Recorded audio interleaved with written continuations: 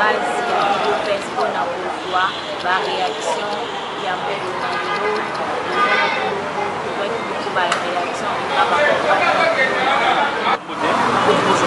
bili balandi bazolanda biso bayeba nani mpe ezali azali pali bacadre ya UDPS komona ngai demekabe azali coordinateur ya ASBL MD aluka na bono ndeko ese okoyebisa biso te pa parce que outi koloba ozali moto ya UDPS yebisa biso nanu makambo nani akoremplace na assemblée nationale oyo akoremplace chamaka parce que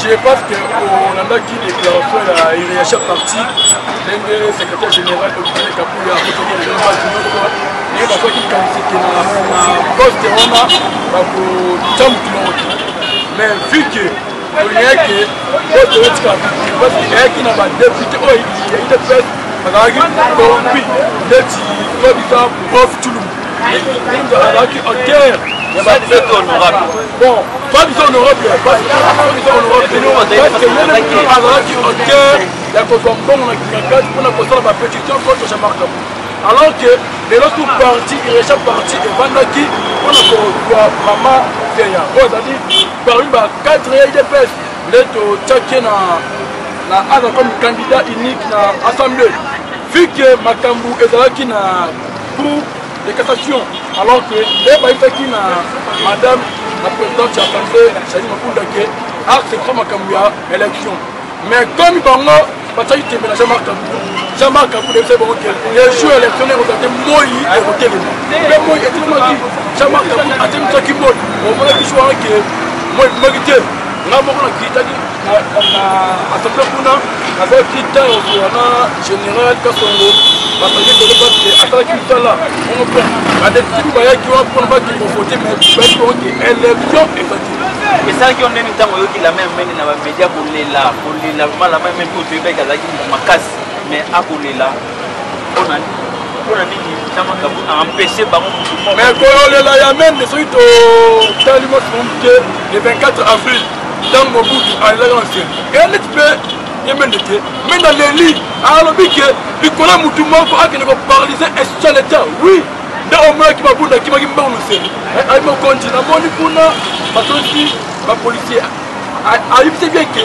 wana du peuple ça veut dire que le peuple a boyi que l'élection est salama là on se plaît on peut ça au moins mingi aba combattant de place aba motocycliste nous on nous bayaki ko Jean-Marc Kabou bon moi qui dis Jean-Marc Kabou abouche monde moi et l'ennemi mais ce qu'on a demandé à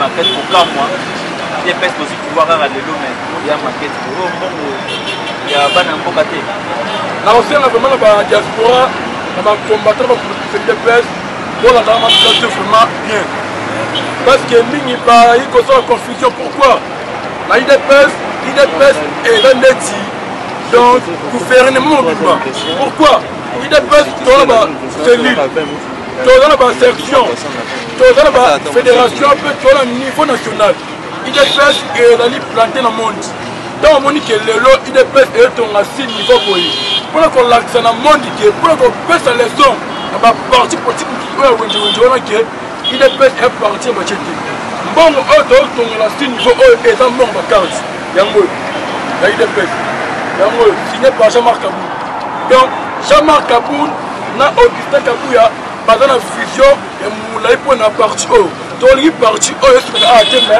on même dans la fédération dans chaque fédération on va y et dans bon moi les taquets et moi je et dans bon oyo to tchaka ba constitution na biso weli que mon kotamboka a outi ko na parti 10% na et yaka awa weli bien que conseiller Moussong Daniel abimi awa 10% na et yaka awa ba ministre belé on peut même ngamoko donc dans le monde qui va quitter un bon ya awa ya l'état et dans l'état un bon ya combattre oyo to tchaka ba ba 300 000 le et to mais ndenge boton ko je pense que vous changer méthode na bino ya ça la déclaration on va finir parce que vous allez bijou mais tu sais bien que les seuls partis qui n'ont opposition à Makai c'est IDPS les autres tanya mucho parti ni ya politique vraiment et pour ça la face à l'UDPS. Parce que tout biso toluka kutu opposant mais basaki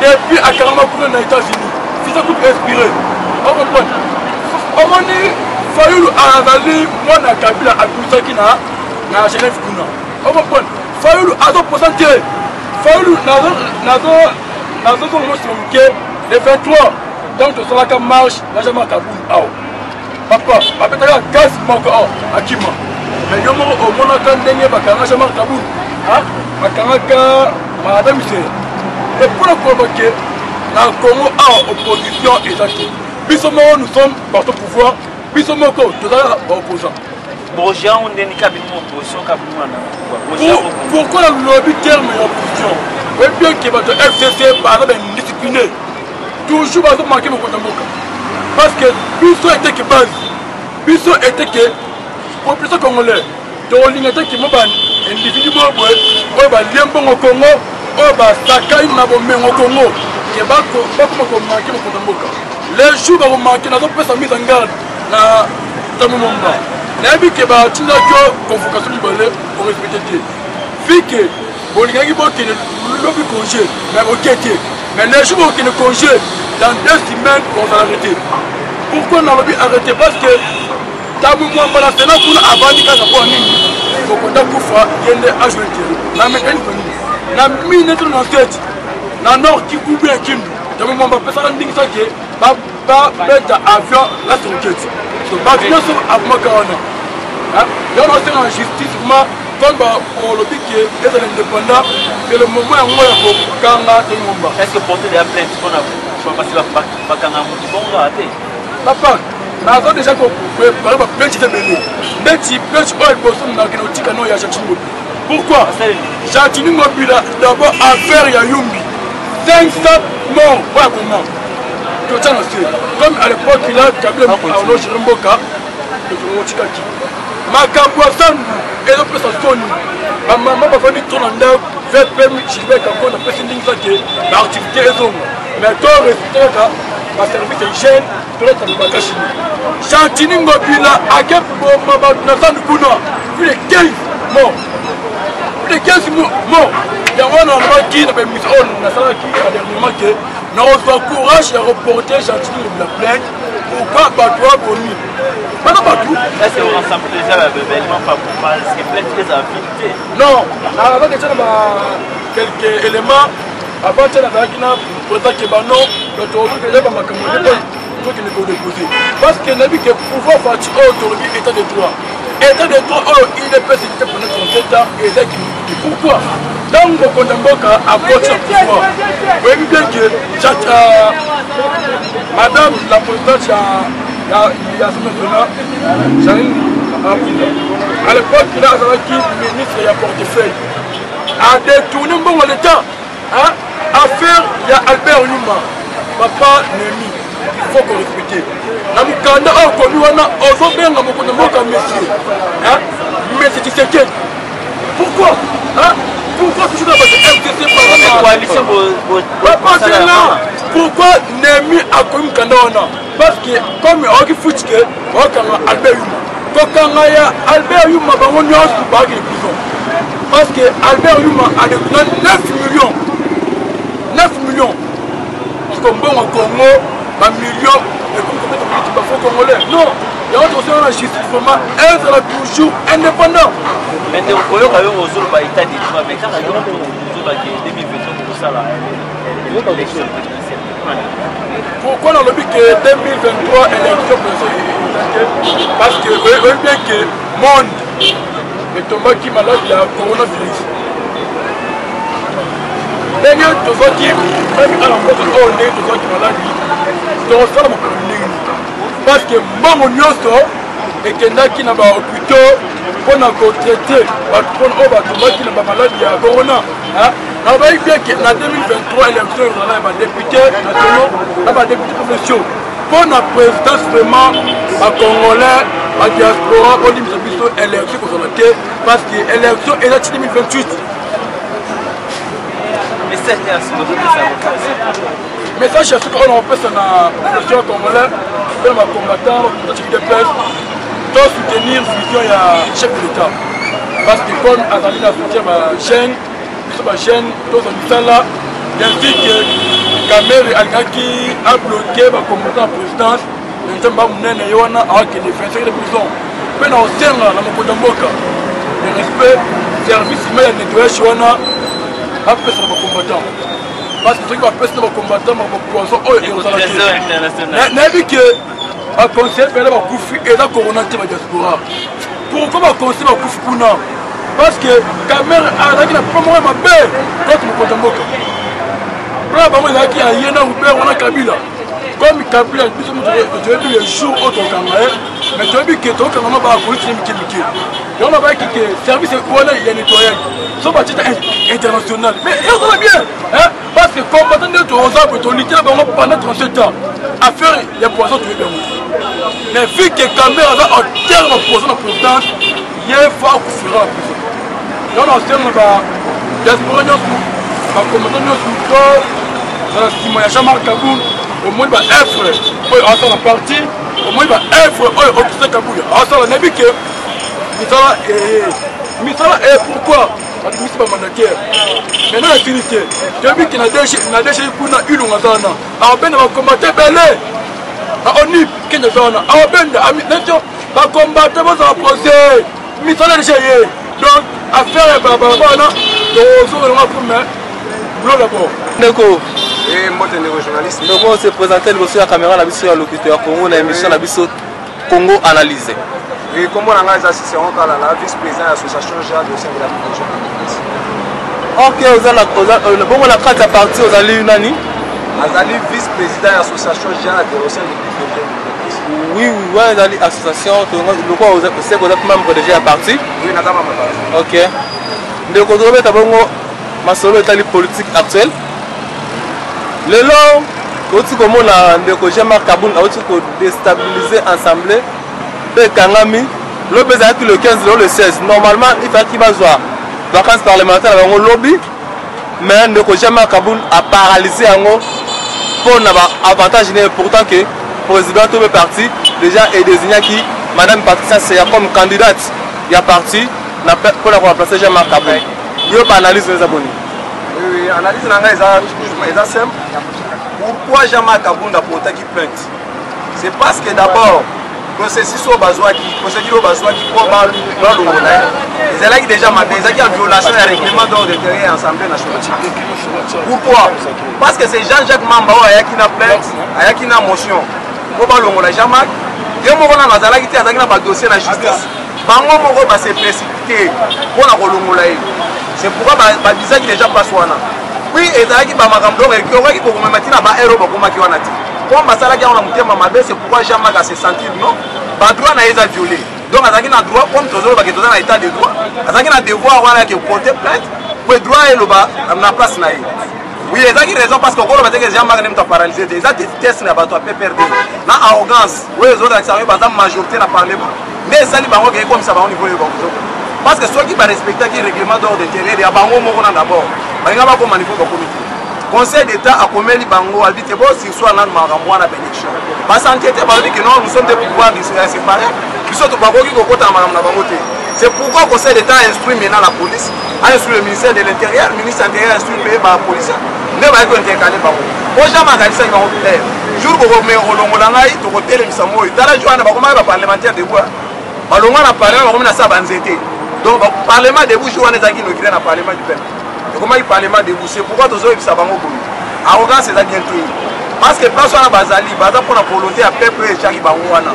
C'est l'un des Basalaga en recours dans la majorité de la Parlement.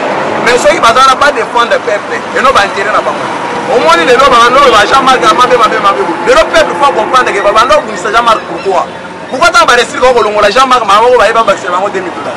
C'est que les gens qui ont ambition dans le bloc, ça n'a jamais rendu. Les gens qui ont posé question pourquoi il faut que les députés Basenga salaire na bango va ajouter $2000 au moment où que enseignant attend ça comme moi na l'école moko boye na maloka la kisesu na kimbatseke azala salaire parfois le ne facha comme si bon na $250 alors bango na mbongo ebele 4800 $, baosenga susu 2000 $ likolo ya mbongo na bango. Pourquoi? C'est là où il y a les problèmes. Là, il n'y a pas de la place à Jean-Marc. Au moins, Jean-Marc a dit qu'il n'a qu'à parler. Mais il y a pas de bloc, il y a une proposition, il y a des télémédias. Ce qu'on dit, il y a des blocs, c'est pourquoi il ne faut pas ça, l'union, surtout pas écarter. Dans le niveau, écarter Jean-Marc, on va sélectionner 2000 $. 2000 $ à l'Assemblée nationale est approuvé déjà, à Sénat approuvé en déjà. Donc ils ont déjà isolé. Quand on est le même gouvernement qui nous approuvé, mais ce gouvernement a Mexique qui est le Rwanda.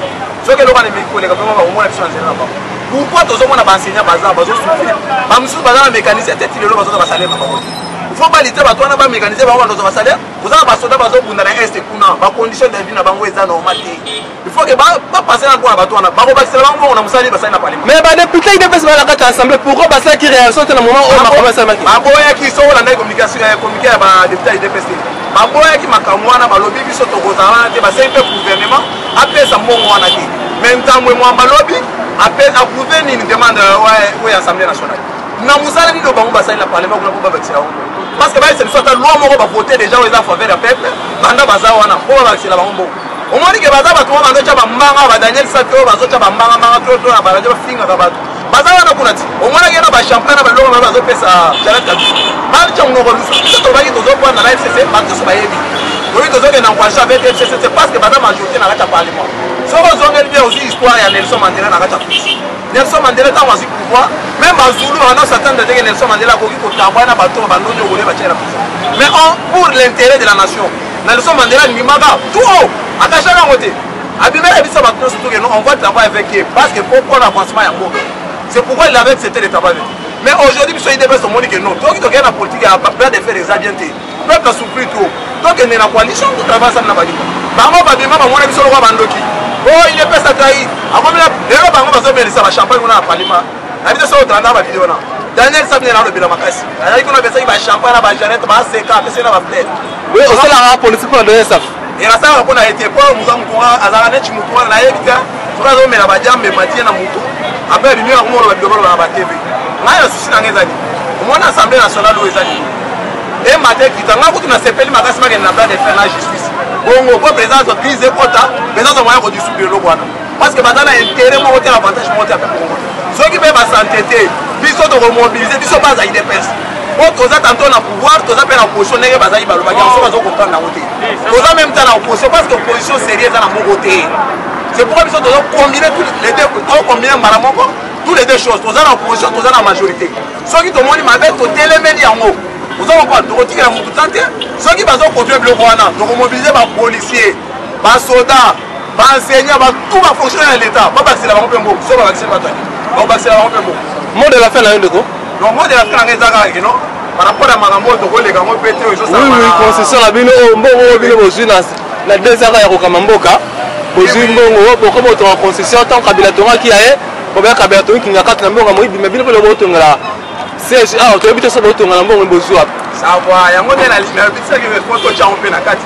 Votre église au signal. Au moins il n'a pas besoin de malheureux dans 1 de 1. Nous sommes mal au pango 1 million 500. Autre sommes attendre de gagner en opposition. Il dépend ses autres vivre dans pas partenaire. On va en soutenir son opposition parce que même sur le pango. Bah on est besoin continuer à soutenir toujours il dépend. Comment la position va nous va toi la gagner volontaire nous sommes. Et bon moi les autres dans le pouvoir. Nous devons pouvoir soutenir l'IDPS. Et les partenaires qui sont dans l'IDPS, les ministres vont soutenir. Vous appelez les membres qui vont travailler déjà, le gouvernement président va travailler, vont travailler. Nous devons peut-être un salaire. Les ministres 10% des apportés à partir de la partie. À vos zones, ils sont contribuer. Tous les membres vont cotiser chaque dimanche. Vous voyez, il y aura un télé, vous avez chaque dimanche. Bon, on va contribuer. Vous avez combien? Vous contribuez $1 chaque dimanche. Soit calculer combien de fédérations dans le monde, combien de cellules dans le monde. Parce que partout dans le monde, on retrouve des IDP ces alliés. Même en Afrique du Sud, même pour les nationales, on a dimanche chaque dimanche. Donc, ça a on a soutenir le parti. Et puis, là, ce moment où on le big non, IDP ça va détourner mon moment. Parce que on va détruire l'organisation de l'Union à l'État, on va détruire. Donc, les gens partenaires à IDPS, à Tchébambo, on va soutenir l'IDPS. Le roi de Salah qui a la candidature à président. $1, les monnaies salaires campagne à président, à foutre à caution à un parlement, à foutre à caution à un. Et vous allez voir, c'est un chantier à Kabila, et bandaka tika biso na photo to mona ki ba TGV ba avion ba aéroport et za le roi bongo te. Non, président Fadji a le côté et le mot te inachevé na. Donc ya zo banda musala fois si sango ko mana on tina suka. Goza wa kabila te biso ba bloc ba chanter na mbogo. Ba bloc il y a inachevé. Belé na mbogo. Et dans le même aéroport on kuna. Au moins on est bana ba cheki banga na kuta nzungu wana ba chela nini wana maketo wana. Abo te la banta ba. Amari no so ke kuna mo te la banta. Eloko ba ba changa na aéroport kuna ba la kisanexo ni ba to na ko. Eloko ba le mo ti tumela la banta ba eza kuna. Parce que moi, au niveau des bateaux, on a dit que j'ai vu ça. Bateau, la politique, on a connu le peuple congolais. C'est pourquoi aujourd'hui, puisqu'on combattant une évêque, on va toujours payer. Pour ça, on a la banque, on a mis sur une balle. C'est un mot de la fin, le vague mot de la fin. Non, si on a un combattant, on a la cadre. La cadre est partie, Bazawana, unité, on a la cadre, partie, on a ensemble. Et ces zones. On a déjà ensemble, déjà, tous les autres avant donc ils ont déjà ba bureau ba to nyonso ba changa ba bazoro ba bureau nyonso to kozala awa donc mutu nyonso va ndo travailler awa pour a intérêt à participer pour faire avancer les choses comme peuple congolais bando c'est merci je dis bonjour papa. Bonjour papa Jonas. Papa qui vous se présenter devant le peuple congolais nyonso au bazolanda liboso CGI de pes ngai kombo na ngai Tumba président sectionnaire ya Ngiringi fédération Funa. Président sectionnaire ya Ngiringi fédération Funa. Le lot au moni bino awa liboso ya siège à partir bongo to mona maquette à monene au président AI IDPS a été proposé Pierre l'autre moni maquette. Eza ko yebisa bino ni ebozo mona maquette yo. Ezali te po ba contribuable à partir ba contribuer to ezali mbongo o ya zui na ndenge ya bulunga. Merci beaucoup na question yo posé wana. Tomoni maquette ezali liboso na via permanence na chef na biso ya parti. Et ko ba modifier batonga siège ya sika. Bongo eza ko senga bongo vile. Mais avant na répondre na mutu na yo wana, oyeba ke biso avant tozwa pouvoir de 33 et 37 ans ya libre ya non armé tosalaki. IDPS aussi ya bakritique na yo c'est de base. Tozalaka na habitude ya kopesa ba cotisation mensuelle. Oye moko le pays de la démocratie à la biso était doté de Tshisekedi pour bandopesa koka moko.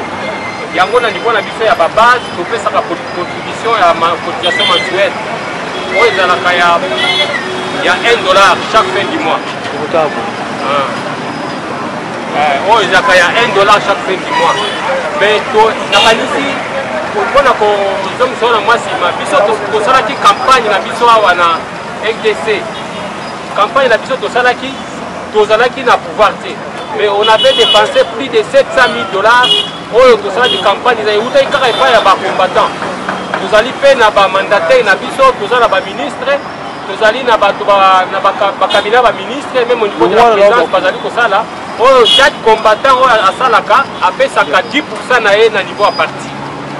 10% wana na salaire na ye wana bapesaka 10% ezongaka na niveau ya parti. Wana eyaka na niveau ya secrétaire général oyo ye moko le secrétaire général ai Augustin Kabuya azali aza kokamba biso. Vraiment je félicite beaucoup le secrétaire général ai Augustin Kabuya na musala azali kosala parce que ce n'est pas une chose facile. Ezali mbongo toyibi na compte ya l'état te, ezali mbongo ya bacontribuable ya bacombattant. Naye moko président apesaka 10% na ye na mbongo waka. Tout la motu na siège oyo ezalaki nanu ya mbongo ya kondo Etienne Tshisekedi azalaki en vie. Bozelaki déjà ba combattant ba policier. Mais bongo lelo bondo tongo na mbongo oyo président AI a contribué. Est-ce que ba combattant ba kozasu na harcé ya le pan oyo bondo tongo kitoko boy? Non, oyo ezali place ya ba combattant, mutu nyonso azali na accès mpona kokota awa. Nakanisi po ezalaki mwa mongulu moko ezalaki parce au sein d'une famille moi matata ezangaka te ata na mwa soki oti basali foka etukana yango nazali koloba ke l'IDPS reste uni et indivisible. Nakanisi tozalaki na bapoint ya badivergence na bakoti na biso ya parti namoni bango nyonso bazongi na raison tofandaki biso nyonso autour d'une même table po toyebi tozali kaka na mokonzi moko le président ai du parti Jean-Marc Kaboum, le secrétaire général ya parti ezali ai ezali Augustin Kabuya et toutes les 4 fédérations ya ville de Kinshasa Changu Lukunga Funana Moamba na ba président sectionnel na ba président cellulaire na ba combattant nyonso tozali biso nyonso unis mpona kofunga mokonzi ya parti po lobby 2023 ezali nde lobby. Si nous sommes divisés, nous sommes faibles, mais si nous sommes unis, nous sommes forts. Banguna va côté la bisoté. Merci papa, tout le monde va solo tali politique mamuke. Politique comme la président a eu à partir la bilo IDPS soit la libongo vice président assemblée au baota ki bongo ko longola tout fait ko dessus ba ningani assemblée kasi a paralysé assemblée ba fandi bongo la CNT tout le monde parlement de bo changer côté et comme na ngambu ya l'Assemblée nationale va mener bangonyo sokona comme parlementaire debout na CNTT et ça les bino ndengani bino lokola batu o boye IDPS oui force à IDPS longtemps et le comme la sous cadre la bino pour paralyser bon assemblée. Merci beaucoup na kalisi na bonne réponse wala ngala za kolobao depuis des décennies que ngana za ina IDPS na banda na ba parlement debout Ligue des jeunes qui ne l'a pas sectionnaire. Et l'autre moni notre président a eu du parti Jamel Kaboul Palongolé dans l'Assemblée nationale. Et ça une chose montée de toutes pièces. Il y a la main noire dans la FCC Neba Batinda qui Mounani Jean-Jacques Mamba pour ça la pétition pour Palongola Jamel Kaboul. Pour le baki à l'Angola qui est dans le baki à 7 millions. Donc il y a un sur le terrain. Ceux qui comprennent on est content. Pour les députés, ils doivent avoir Kanyata. Ceux qui ont été les députés, moi, 2 000 $. 600 ndenge bazalaka wana 500 ya Assemblée nationale na 100 ya Sénat. Soko multiplier, bongo ekobima combien? Omoni jamais Kabunda azalaki na raison na pouvoir ekamwana ke congrès kota pa tozali na une situation difficile na mboka oyo na pandémie oyo ya coronavirus. Alobaki mpona mboka ekobima te, ça ne sert à rien tokende na congrès. Lelo bapesi ye raison. Mukanda ngwana jani la présidente on a pour respecter beaucoup pour biso na IDPS to kinga kati to ba ka vérité akomaki Mukanda et ba matisela ba député $2 000 à cette période na moment où tozali ba matisela ba député $2 000. Ezalaki question na biso du jour. Est-ce que $2 000 wana ezali vraiment la cause moko boye autre ba matisela ba député au moment où que ba enseignant, ba soldat, ba policier, ba docteur, ba couche nyonso sociale oyo za conserver mboka salaire na bango to yebi niveau ezaleli à part ba magistrat ne président auteur pour matériel on salaire comme $4 000 $2 000 wana Assemblée nationale eza ko représenter nini na vie ya congolais ezali vraiment ezali mawami yango naza kozongisa masi lelo so inga naza koloba boye ezali grâce ya baenseignant ceux qui bato baza na Assemblée nationale ezali grâce ya baenseignant na baprofesseur na biso ya université lelo baprofesseur na biso ya université basali déclaration de yemawa bazali mal payé situation na sociale na bango ezali malamu te basengi na président avant ba reprise ya bacours bayeba kobongisa salaire na bango santé na bafrena koyeba kosunga bafamille na bango. Ce sont les enseignants et les professeurs d'université. Il fallait pas matisi la ba policier na ba militaire o bazali kokufa chaque mikolo so na est kuna pona ko garder mboka na biso banguna bakota te. Lelo bato wana kaka babimisi babengani Jamel Kaboul vraiment abîmé avec une tête haute. Pour bato babisa bakondana yo ke alobaki kwani ke mbongo na 7 millions. Lelo mbongo wana bazolinga ba matila ba te. Banda baza kuna na Assemblée nationale. Papa Molera alobaki yango. Ba loi nino ba voter aux alliés en faveur du peuple congolais. Un mot, message, mot de la fin envers le chef de l'État. Aux amours anniversaire à hauteur comme le 13 juin à Mboulaou. Vraiment, nous avons présenté bon anniversaire à notre président de la République, un combattant de Tingaï. Autre Bikaka na Liwa na boulevard Lumumba kuna babete masasi ya Bika mais baboma est vraiment président de la République. Nous avons souhaité un bon anniversaire. Toute la base de l'IDPS, Bazali Simanayo. Ici, j'ai Bazali Simanayo, malgré la difficulté au traverser, et vous avez un succès pour nous en 2023. Merci.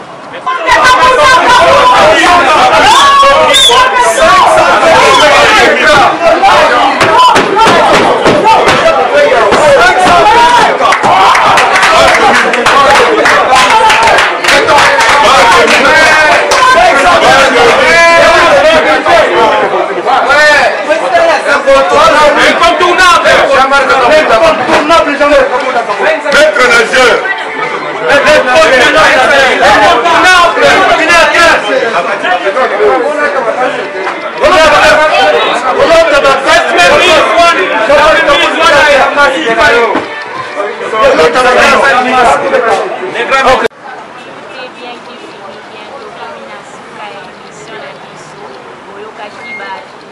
batana biso ya IDPS ne baréagiraki